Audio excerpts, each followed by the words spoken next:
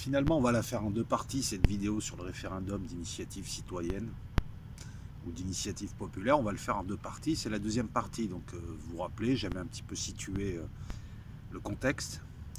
Je vous avais parlé de deux absolus. L'absolutisme total. On parle de démocratie, on parle d'expression populaire. L'absolutisme total. Alors, il y a deux types de légitimité aussi. C'est pas tout de commander. Il faut commander par rapport à quelque chose. Vous avez une légitimité transcendantale. Les rois de France, monarchie de droit divin, jusqu'à Louis XVI, je crois. Le pouvoir m'est donné par Dieu, il vient d'un autre plan, il transcende, il descend jusqu'à moi, je suis le vicaire du Christ, je représente Dieu sur terre. Puisqu'il est le plan, je suis un bout du plan, je suis à l'intérieur de la simulation, je le représente en tant que personnage et il est le tout et il est la partie. Vous voyez, il y a aussi un côté fractal à tout ça, côté mathématique. L'absolutisme, on a connu. Et de l'autre côté, c'est la liberté totale, c'est la démocratie directe. C'est-à-dire que d'un côté, tu ne dis pas un mot, et de l'autre côté, tu ne fais que dire des mots et tu décides pour chaque décision. Le problème de la démocratie directe, c'est que ce n'est pas applicable au-delà d'une communauté, allez, on va dire d'une centaine ou de quelques milliers de personnes. Tu ne vas pas réunir tous les Français tous les matins pour voter les lois, pour les exécuter et puis pour vérifier leur exécution. Voilà pourquoi la place du référendum est importante, parce que c'est l'arme de la démocratie directe qui fait des démocraties représentatives, des démocraties représentatives certes, mais avec un bout de direct, donc ça donne du semi-direct. Donc tout au long de l'histoire, on s'est rapproché du milieu des démocraties représentatives. Dès la Révolution, le terme référendum n'apparaît qu'en 58, officiellement, le terme. Et dès la Révolution, on voit l'apparition du référendum. Alors, ils ont appelé ça consultation, ils ont appelé ça avec tout un tas de noms. Et dès le départ, donc, c'était une révolution dite populaire. Dès le départ, on a essayé de la confisquer. Une oligarchie, les Girondins par exemple, ont voulu confisquer en disant toujours les mêmes trucs. Hein, le peuple n'est pas mature, le peuple est versatile, le peuple ne sait pas. Nous savons mieux que lui. Il serait bon que nous le représentions et que nous l'encadrions. C'est les idées de Sieyès, pour ceux qui font du droit constitutionnel, Sieyès, la souveraineté nationale et une démocratie représentative. Le peuple est représenté, donc il y a un filtre déjà. C'est un peu comme le bouche à oreille, quand tu racontes quelque chose à quelqu'un,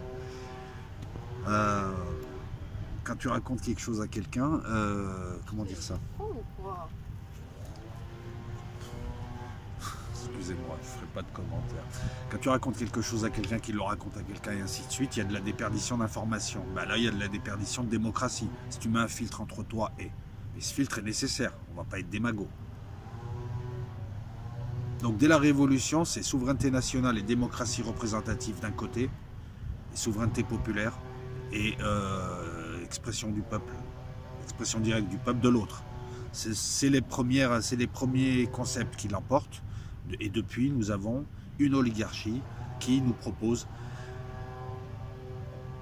des modèles de démocratie imparfaits, représentatifs, avec un mandat, et là on revient à l'idée des mandats impératifs ou général, avec un mandat général, c'est-à-dire j'élis quelqu'un, il m'a promis des choses, et puis bon, au pire, je ne revote pas pour lui à la prochaine élection si je m'aperçois qu'il m'a arnaqué. Le problème, c'est qu'ils arnaquent tous et ils promettent tous, et tu les réélis. Alors je vous demande un instant.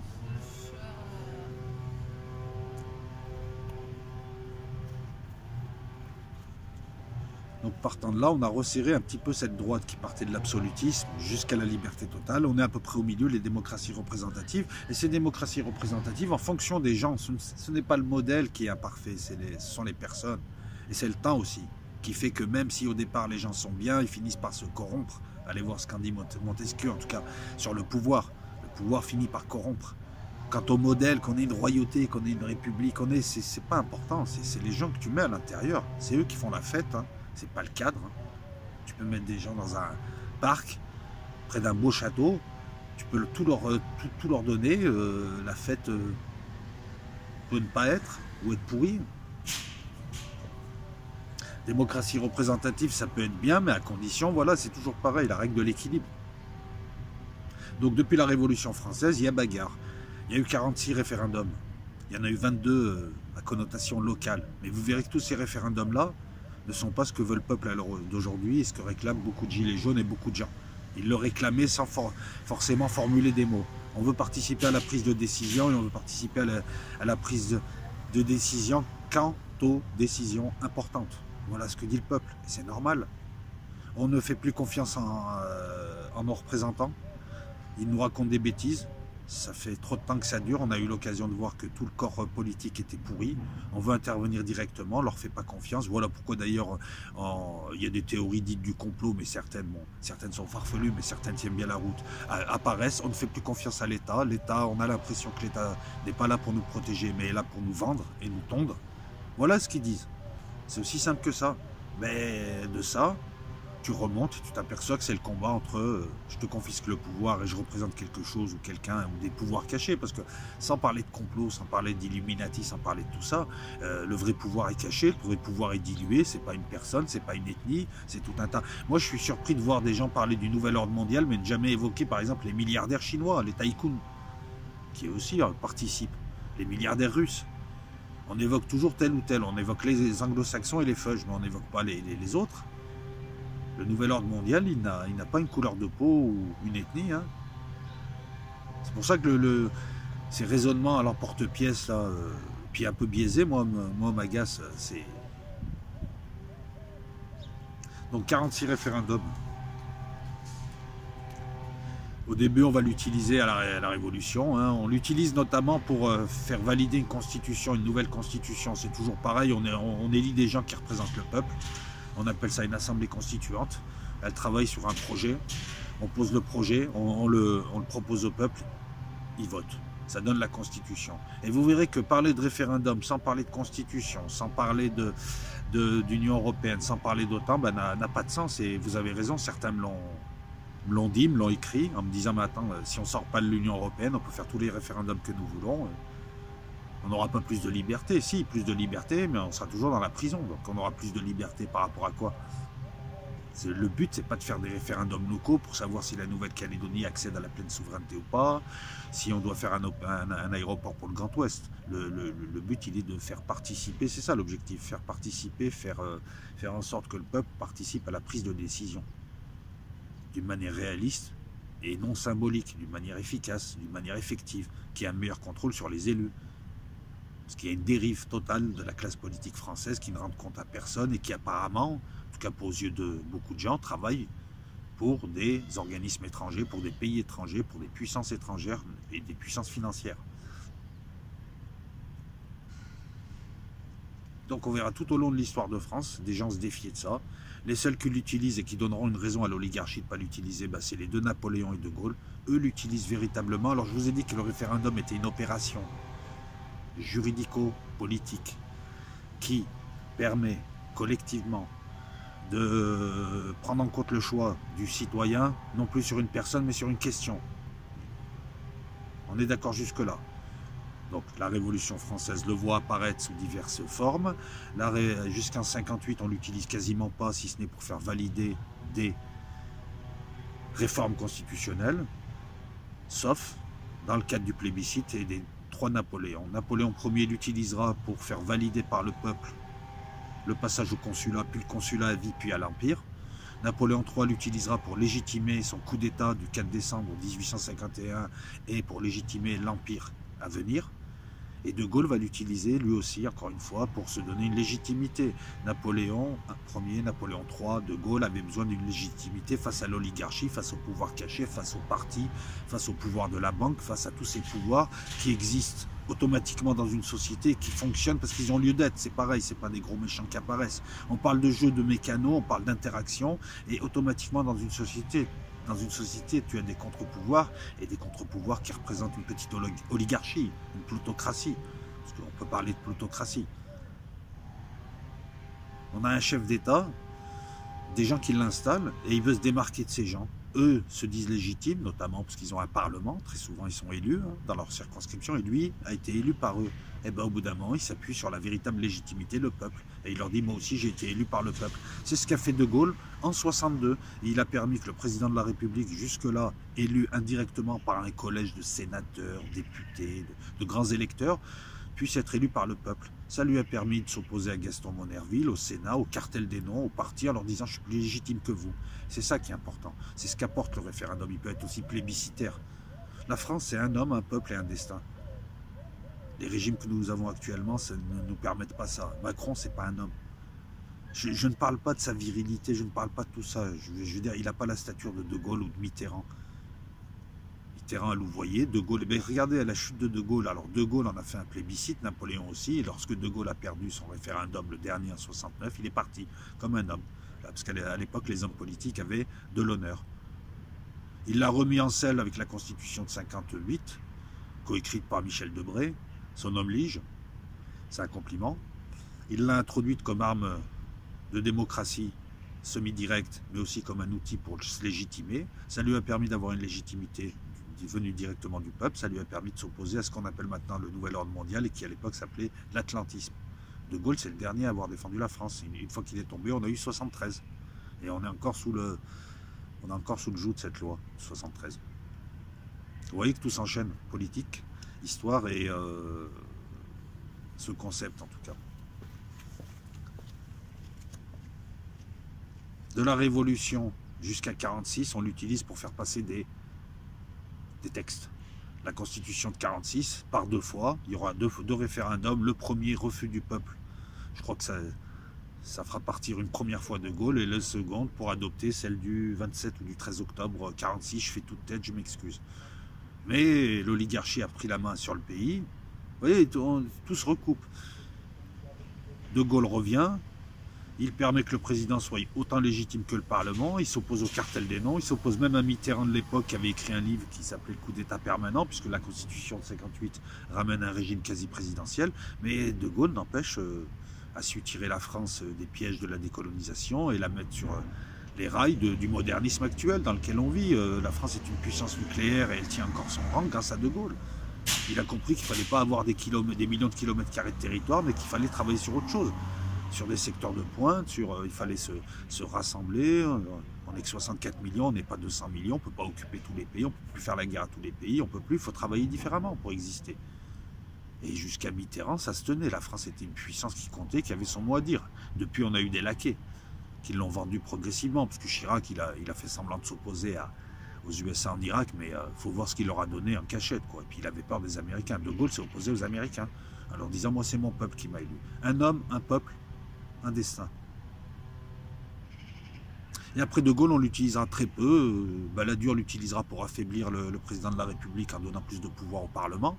Vous voyez, toujours pareil, ce combat entre celui qui représente le peuple et que les oligarques appellent un populiste, et les oligarques qui travaillent pour eux, voire en tout cas qui ne travaillent pas pour le peuple.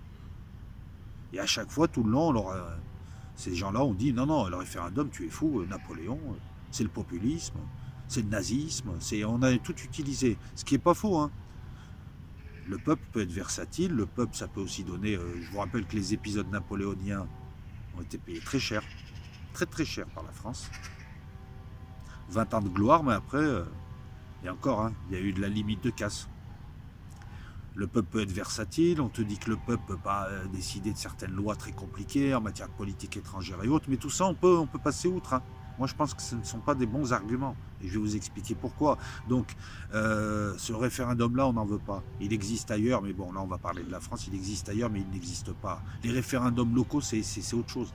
C'est est-ce que tu veux de ce truc, de ce statut, est-ce que l'Alsace reste une collectivité telle qu'elle ou devient une collectivité unique? Ok, c'est bien, ça détermine le statut constitutionnel d'une collectivité, d'un territoire, c'est bien.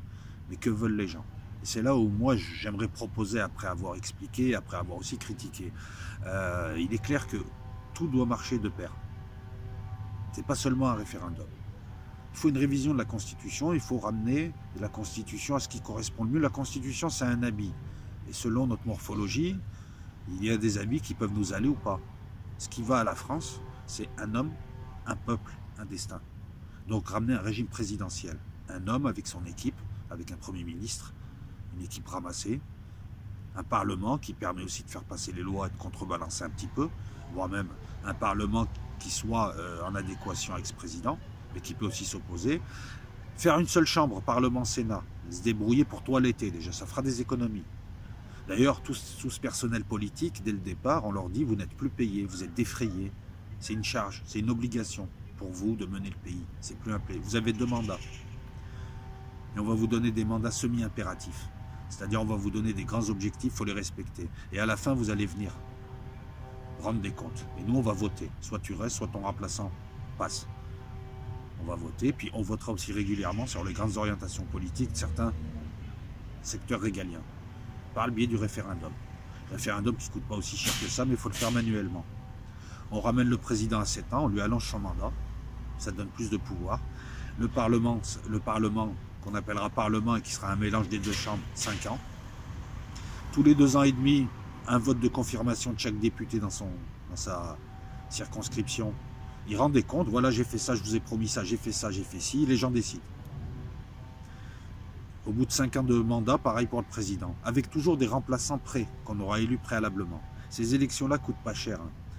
Créer, indépendamment du président et du Parlement, un comité référendum, qui sera un comité permanent. Il y en aura dans toutes les régions, dans toutes les grandes villes. Ce sera eux qui continueront à suivre la politique. Le citoyen tous les jours bosse. C'est eux qui vont impulser des mouvements et qui prendront la place des médias qui ont failli dans leur rôle de représenter les gens parce qu'ils ne représentent que les oligarques. Donc il y aura un suivi, il y aura des choses qui se feront techniquement. Le président peut être élu 2 fois, les députés peuvent être élus 2 fois, il faut un renouvellement de la classe politique. Vous voyez, la Constitution introduit donc ce référendum qui sera un référendum plébiscitaire et un référendum aussi régulier.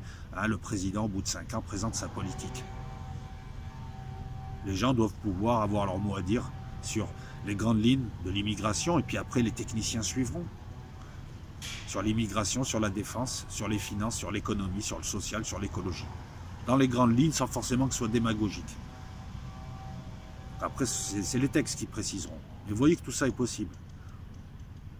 Et le peuple participera un peu plus. Mais il sera aussi responsable. Tu votes au grand référendum, à certains, sinon tu as une amende. À côté de ça, le comité référendaire va aussi impulser des mouvements. Alors tout cet argent, tout ça, ça se récupère sur toutes les conneries. Rien que déjà virer la moitié du personnel politique et ramener tous les hommes politiques au droit commun. Pourquoi est-ce qu'un ministre qui fait 3 mois a le droit à une pension à vie et un type qui travaille 3 mois dans le privé, lui, il a le droit je ne sais même pas s'il a le droit au chômage. On les ramène au droit commun. La politique, c'est plus un métier, c'est une charge, c'est une obligation. C'est un droit. C'est un peu comme le service militaire. Il faut revenir à cet état d'esprit. Et puis dis-toi aussi qu'il y a des cabinets, des directeurs de cabinet, des techniciens qui suivent tout ça. Donc même si le gars il gicle, il est juste là pour impulser. C'est le gars qui donne la direction. Que ce soit un député ou que ce soit un président ou un ministre. Même si le président est important. Automatiquement, il faut renégocier avec l'Union européenne. L'Union européenne, on n'en veut pas Frexit. On veut une confédération des peuples. Alors on ne va pas tout détruire, on va tout allaiter. Sur 6 à 8 000 employés, on va en laisser 2 000. On va garder ce qui sert à une confédération des peuples souverains qui gardent leur souveraineté et qui se décident en commun quant à l'avenir de cet espace qu'est l'Europe. Revenir à la conception gaullienne comme on nous l'avait promis au début, une confédération de pays. Tu ne touches pas à ma monnaie, tu ne touches pas à tout ça. Puis harmoniser les pays qui vivent de la même manière pour qu'eux puissent faire tomber leurs frontières sans forcément que d'autres pays arrivent, des pays moins riches, fiscalement plus avantageux et pro-américains. Ce qu'on est en train de faire là avec une Union européenne, c'est simple, on ne reste pas. Et puis on récupérera de l'argent, vous verrez que tout ça est possible. On n'enverra que des techniciens, il n'y aura plus d'hommes politiques. Il faut enlever tous les hommes politiques. Tu n'as plus de statut d'homme politique lorsque tu es à l'Union européenne, tu es un technicien, tu es un directeur. C'est une grosse administration. La dette, avec le peuple décider de ce qu'on va faire de cette dette, notamment celle qui est apparue depuis 1973 et qui est liée en fait à cette loi de 1973, qui est artificielle et illégitime, ne payer que la légitime. Forcément, si tu veux le référendum et décider de ta politique, il va falloir sortir de l'OTAN et subir les menaces américaines. Tu contrebalances ça en faisant des alliances avec la Chine et la Russie pour ton approvisionnement énergétique avec le Sud. Tu fais une alliance méditerranéenne. Vous voyez, on peut proposer des choses viables, mais le référendum seul, ça ne suffit pas. Les médias se mettront à la page, les gens feront de l'éducation populaire, on leur proposera à la télé des cours d'éducation populaire, on leur apprendra à décider de leur avenir, on lancera tout un mouvement dans la société de responsabilisation. À côté de ça, on nettoiera un petit peu toutes ces saloperies qui font croire aux gosses que tu peux devenir riche et que c'est le but de ta vie, soit en faisant la pute, excuse-moi du terme, soit en te vendant et en faisant n'importe quoi, que l'argent c'est pas tout. Tout ceci va enclencher tout un cercle vertueux. Et ça se fait en 2-3 ans. En un mandat, tu élis quelqu'un qui a un mandat seulement et qui doit faire tout ça. Mandat impératif. Ensuite, le peuple prendra son destin. Hein. Si le peuple délire et nomme n'importe qui, ou si le peuple provoque des guerres, il faudra qu'il s'assume. C'est ça la véritable démocratie. Et là, on sera quasiment proche de la démocratie directe, puisque le peuple s'exprimera quant au choix de ses hommes politiques par le biais des élections, quant au choix des politiques menées, des grandes politiques, et quant à décider si la personne reste ou pas. Vous voyez? Et c'est ce vers quoi il faut tendre. Après, moi, j'avais à un moment donné suivi Étienne Chouard qui proposait des choses très intéressantes en matière de droit constitutionnel. Je ne sais pas si on voit les choses ensemble, mais ça, c'est ce que je vous propose, moi, El Loco. Je ne l'ai lu nulle part ailleurs. Mais tout doit s'enchaîner. Si tu proposes l'un, tu casses les cadres qui enferment le pays, tu récupères les pouvoirs, tu éduques les gens, tu lances le mouvement. Vous verrez que tout ceci est très réaliste et que économiquement aussi, hein, parce qu'il faut voir les économies. Hein. Tu feras. Hein. Si tu donnes pas 9 milliards à l'Union européenne sans compter le reste, si tu lui donnes plus qu'1 milliard, tu vas récupérer 8 milliards, des référendums, t'en fais tant que tu veux. Les référendums, il y aura des bureaux dans les mairies, il y a des gens qui peuvent servir à ça. Il faut que le vote soit manuel et pas électronique. Mais tu peux faire voter les gens, il y a des bureaux permanents en mairie, avec des représentants de chaque parti, des représentants de ce que tu veux. Après, on ne va pas rentrer dans les modalités, mais ce que je te propose là, c'est super facile. Et c'est pas plus compliqué que ce qui existe à l'heure actuelle. On responsabilise le peuple, on lui donne les moyens d'être responsable, mais on lui dit c'est toi maintenant qui dirige. Les hommes politiques vont perdre un petit peu de leur superbe. Et comme ça aussi, ce qui est bien, c'est que même si tu as des boîtes comme Monsanto et ces grosses boîtes privées qui font du lobbying, si tu as ces boîtes qui viennent acheter un homme politique, comme il ne peut pas faire grand-chose, ça ne servait à rien de l'acheter. Par contre, ils ne peuvent pas acheter le peuple. Donc tu limiteras pas mal leur pouvoir de nuisance. Jusque-là, tu nommais un homme politique qui faisait ce qu'il voulait. Il suffit qu'il ait quelques affaires de mœurs, quelques affaires d'argent. Il suffit qu'il aille très souvent en Arabie Saoudite passer des week-ends comme notre préposé aux affaires étrangères pour qu'on le soupçonne d'être acheté. Pour peu que les décisions qu'il prend par la suite soient incohérentes, ou en tout cas avantage celui qui l'invite. Et tu te dis, il a acheté. Là, ils vont acheter qui là? Un homme politique qui a un mandat impératif qui peut sauter au bout de 2 ans et demi, qui n'est même pas super bien payé. On le loge, on le nourrit, on le blanchit et on lui paye une petite prime. Et après, on le réinsère dans le civil. Et il a le droit au droit commun au chômage. Ou au droit commun, puisqu'il aime son pays, puisque ces gens-là aiment leur pays, ben, il faut que être homme politique soit une charge, un honneur. Après, on en tient compte. Hein, si quelqu'un a dirigé 10 fois sa circonscription, oui, tu lui donnes une médaille, tu lui donnes quelque chose. Mais il aura déjà les honneurs et la morale qui doit revenir. Et on reviendra à un ancien système où les gens démissionneront ou se feront démissionner, où les gens... Parce qu'avant c'était ça les hommes politiques, hein. Dès qu'ils avaient une affaire, dès qu'ils avaient un peu honte, ils se suicidaient, ils démissionnaient, il restait un petit peu d'honneur. Là maintenant l'honneur, ça fait longtemps qu'il est parti. Bah, depuis De Gaulle, hein. Puis après on a vu le glissement, tout doucement, hein. On a eu des 3/4 présidents, des demi-présidents, des portions de présidents maintenant. Voilà, l'enjeu du référendum, il est là. Et s'ils ont peur, c'est pas tant de l'opération. Enfin si, c'est ce qu'elle implique. C'est une perte de leur pouvoir. Et qui dit perte de leur pouvoir, dit qu'à un moment donné, le peuple va leur demander des comptes. Ils sont dans une course en avant. Ils ont un agenda à remplir. Il leur reste encore quelques trucs pour verrouiller totalement le peuple. Donc il va leur rester quoi? Acheter les hommes politiques, c'est fini. Et ils vont avoir toute une société réparée, une société normalisée, une société saine. Ben, ils vont essayer juste de choper le consentement, ça prend 30 ou 40 ans, et une société saine, de toute manière, subit des attaques comme ça malsaines de microbes, de virus. Donc la société pourra se défendre, puisque s'il y a des intellos, s'il y a une vraie presse qui te défend, si on te donne les informations, si toi-même tu es bien formé, si au lieu de te mettre des nichons à la télé, on te met un peu d'éducation populaire pour t'expliquer ce que je t'explique là, je fais de l'éducation populaire. Ce que je te dis là, c'est des droits constitutionnels, c'est 2 ou 3 années de droits constitutionnels, mais tu vois, on les vulgarise, hein. Et tout le monde peut les comprendre, parce que c'est bon sens. D'ailleurs, vous faites du droit constitutionnel comme M. Jourdain faisait de la prose, hein, faisait de la poésie, sans le savoir. Hein, sans le savoir. Voilà, dernière vidéo de l'année. Si je ne vous souhaite pas les vœux, c'est qu'il faut attendre l'année, hein, sinon ça porte malheur, je vous le dis. Je renouvelle mes vœux de Noël à tous ceux à qui j'ai pas pu les formuler. Et puis je vous dis à l'année prochaine avec plein de vidéos. Une vidéo sur le Moyen-Orient, elle arrive, la vidéo sur le Moyen-Orient. Il s'est passé plein de trucs, donc je vais faire un récapitulatif. Puis là, on est à un moment charnière, un moment intéressant. Est-ce que la Turquie et la Syrie vont s'affronter? Les vidéos sur le référendum, ben vous me dites, hein, je vous lis. Puis il y a plein de posts intéressants, il y a plein d'idées. Et là, encore une fois, vous voyez, quand on éduque le français, il est déjà éduqué, il se révèle, t'enlèves la fine couche de publicité, de conneries que tu lui as mis dessus, le gars, tu t'aperçois qu'il fait de la politique normalement, qu'il a du bon sens, qu'il sait ce qu'il veut, qu'il n'est pas aussi con qu'on le dit, que c'est pas forcément un beauf qui tourne en R12 ou en R19, voilà, et le peuple doit récupérer une partie du pouvoir. Il ne l'aura pas totalement parce qu'il ne peut pas, mais il doit récupérer une partie du pouvoir. Il faut remettre les hommes politiques à leur place, c'est-à-dire des employés du peuple, des employés qui doivent avoir une charge, et cette charge, c'est de mener le pays le plus loin possible dans le bon sens du terme. Et vous verrez que ça calmera plein de trucs, hein, puisqu'on pourra toujours se retrouver. Et là, on parle du peuple. On ne parle pas de il faut tuer les riches, il faut massacrer les patrons, les pauvres c'est des fainéants, ceux qui touchent le RSA. On parle du peuple. Il y a à boire et à manger pour que les gens soient heureux. Il faut juste répartir les richesses différemment et arrêter de tolérer que 200 familles détiennent je ne sais plus combien, plus de la moitié des richesses françaises. Non. Et puis que les gens puissent décider de leur avenir. Là, ils se retrouvent avec tout un tas de choses, des guerres, des migrants, des dettes. Le gars, il ne sait même pas pourquoi il a tout ça. Pourquoi est-ce que le français moyen va payer des dettes à la con, d'un système à la con, d'un système qu'on appelle le Babylon System, c'est un système sumérien, c'est un système de vampirisation des peuples par la dette, vampirisation de leur esprit par des conneries, du divertissement, de la pornographie, de la merde. Et si ça ne marche pas, vampirisation de leur énergie, on leur tape dessus avec la police et les militaires. Voilà les 3 chaînes du Babylon System qui existent depuis des millénaires dans toutes les sociétés. Et lorsqu'on en est là, c'est qu'il y a un souci. Le salarié est redevenu un serf. Et le serf vient de l'esclave.